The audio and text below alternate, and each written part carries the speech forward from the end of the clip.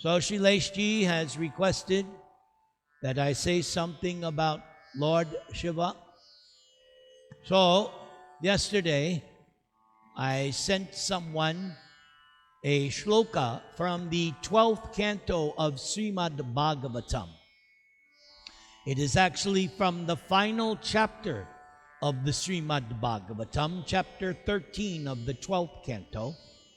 And Sutta Goswami is finishing up his instructions to the sages of Naimisharanya. Shukadev has finished his instructions, and so the Bhagavatam continues in the 12th canto as Sutta Goswami, who actually opened the Srimad Bhagavatam the way Vyasadeva has given it to us, is summarizing everything that has been discussed.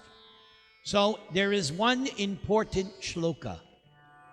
Nimna ganang yatha ganga devanam achyuto yatha Vaishnavanam yatha shambhu purananam idam tata. So Sutta Goswami tells the sages of Naimisharanya that of all the rivers, Ganga is the greatest. Among all deities, Lord Achyuta, Krishna, is supreme. Now here is the line, Vaishnavanam yata shambhu. Sutta Goswami says among devotees or Vaishnavas, Vaishnava means those who follow Lord Vishnu, devotees. He said among all the Vaishnavas or followers of Lord Vishnu, the greatest is Shambhu, Lord Shiva. And then he finally says that of all the Puranas, there are 18 Mahapuranas. The greatest of the Puranas is the Srimad Bhagavatam. Now, there is a very important verse from the Brahma Samhita, and if you give me a few seconds, I'll find this verse, because this verse, of course, is the best verse to understand who is Lord Shiva or Shambhu. So let's see if I can find the verse.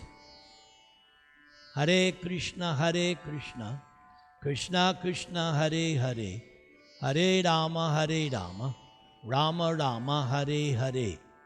Hare Krishna, Krishna Krishna, Hare Hare, Hare Rama, Rama Rama, Hare Hare. I'm still not finding it. Please give me some more seconds as I search through this Veda base. Let's see if I can find it soon enough. Otherwise, I will speak from memory, but I'd like to have the verse. Hare Krishna, Krishna Krishna, Hare Hare, Hare Rama, Rama Rama, Hare Hare. Hare Krishna, Krishna Krishna, Hare Hare, Hare Rama, Rama Rama, Hare Hare. All right, I can't find it right now, so I will just do it from memory. So according to the Brahma Samhita, which Prabhupada says is actually a higher authority even than Srimad Bhagavatam, if you can, because we just heard that of all the Puranas, Bhagavatam is the greatest, but Prabhupada does write in Chaitanya Charitamrita, above Bhagavatam is the one chapter of the Brahma Samhita that we have. And so there is this one shloka where Lord Brahma says that the difference between Lord Shiva and Lord Krishna is like milk and yogurt.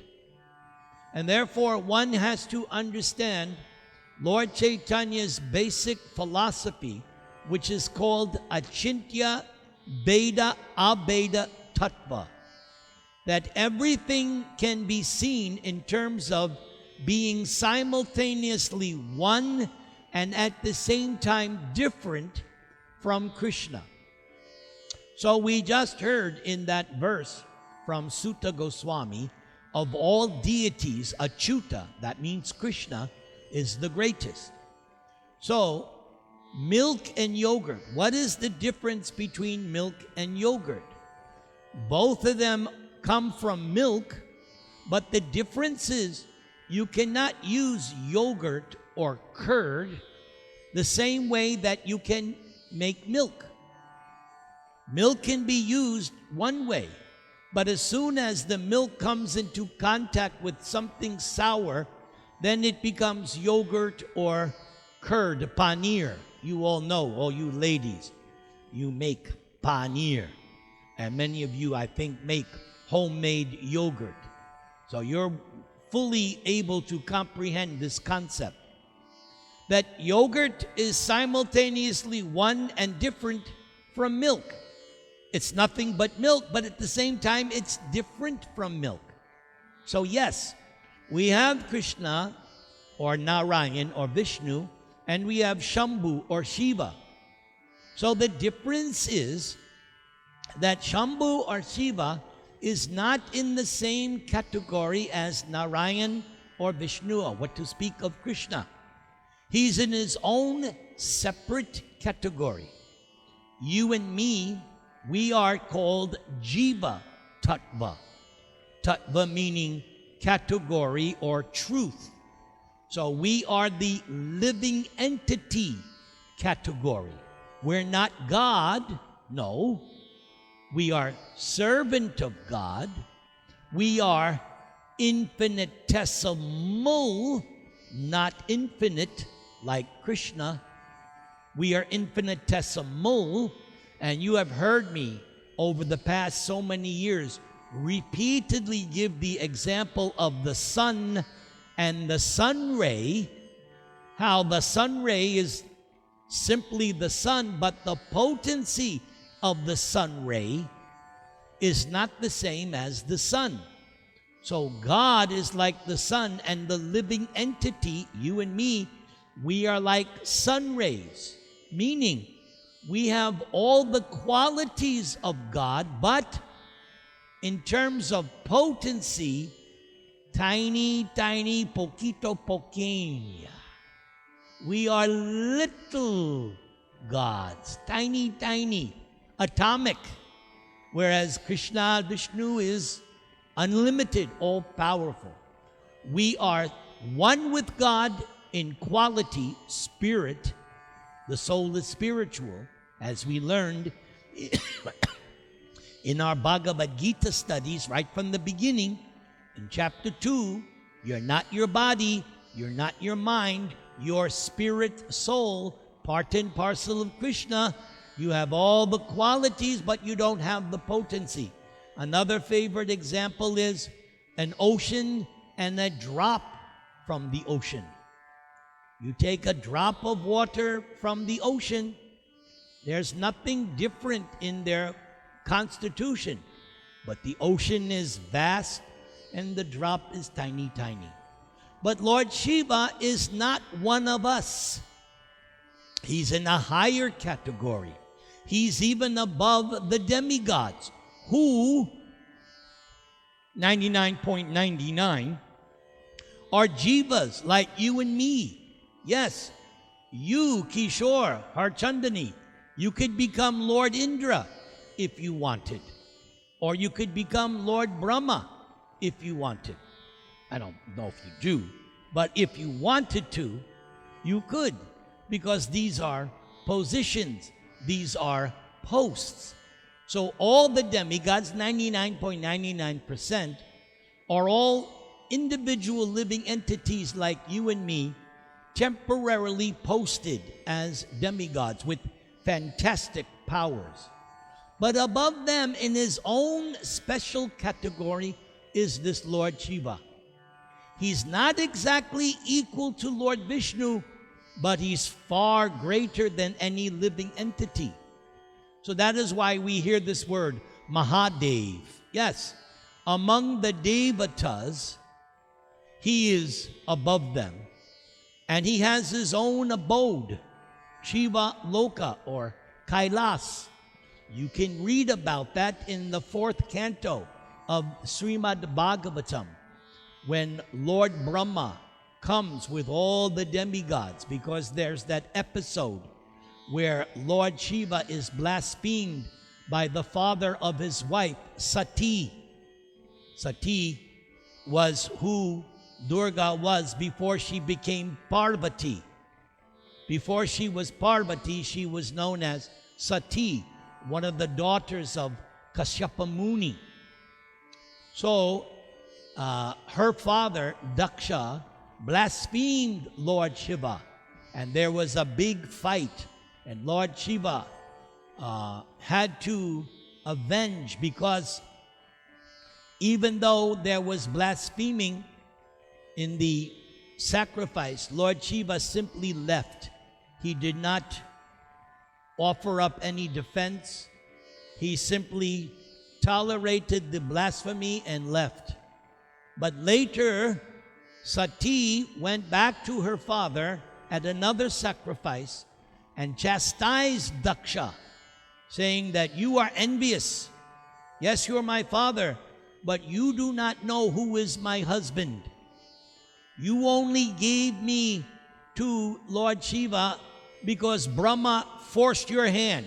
You didn't want me to marry Lord Shiva, but Lord Brahma forced your hand. But you have blasphemed, and she even said, the greatest personality, because just prior to speaking to her father at this sacrifice, Lord Shiva explained to Sati his real position. What did Lord Shiva said?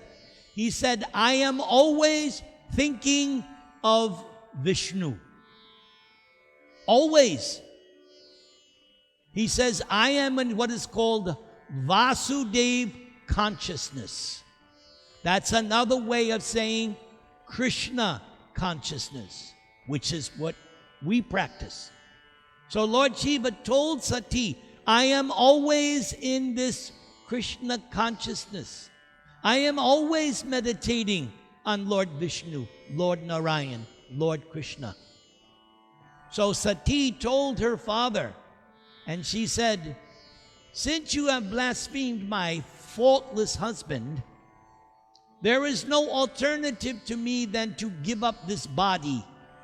Because as soon as I remember you, that you're my father, immediately I become disgusted. So Sati sat down in meditation, and the fire within burned her body. Right there in front of her father, in front of her family, there was a big you can imagine if you, Shrilesh, if you were doing a program at the temple and somebody's body burst into flames in the middle of the temple, it would be quite a shocking experience, but that's what she did. And then Sati took her next birth as the daughter of the Himalayan mountains. And again, she was united with Lord Shiva because they are eternal consorts. They're eternal. Goddess Durga and Lord Shiva are just like Radha and Krishna. Radha Krishna are eternal consorts. Nothing can separate them. Same for Lord Shiva and Goddess Durga, or Parvati, whatever name, Ambika we heard today. They're always together. So, another understanding of Lord Shiva, according to the teachings of Prabhupada and Lord Chaitanya, Lord Shiva is actually a guna avatar. So yes, he is a kind of incarnation of God. He's not the supreme God in the category of Krishna or Vishnu, but he is a kind of avatar or incarnation, a guna avatar. Lord Vishnu takes over the mode of goodness in the material world. Lord Brahma takes over the mode of passion in the material world. And Lord Shiva takes over the mode of darkness or ignorance, because it is Lord Shiva's service to Krishna when Krishna commands, now you destroy. Lord Shiva goes into his dancing, Tandava Nritya, we heard already in our Krishna book classes. Dance of destruction. That is his service to Krishna. And in the descriptions of Lord Shiva as given to us by Lord Chaitanya and Prabhupada, there is more than one Lord Shiva. A few years ago, somebody asked me, and I did a cursory study. We found that there was at least 3 or 4 different Lord Shivas. All of our expansions, but there are different Lord Shivas. So the way Lord Chaitanya, when Lord Chaitanya, it's recorded that when Lord Chaitanya visited Benares, which was traditionally a big area, big center for worshiping Lord Shiva, the temple of Vishwanath, meaning in this case, Lord Shiva. Lord Chaitanya also offered his obeisances to the deity of Lord Shiva. So Lord Chaitanya's vision, which is what we ISKCON people follow, we see Lord Shiva primarily, even though he's a guna avatar, we rather like to think of him as that Bhagavatam verse, Vaishnavanam Yata Shambhu, the greatest of all devotees, Vaishnavas. So, when I said earlier that you can worship Lord Shiva, you can pray to Lord Shiva and ask him, since you are very dear to Lord Krishna, please see to it that I also, like you, become pure devotee of Krishna. Hare Krishna, Krishna Krishna, Hare Hare, Hare Rama, Rama Rama, Hare Hare.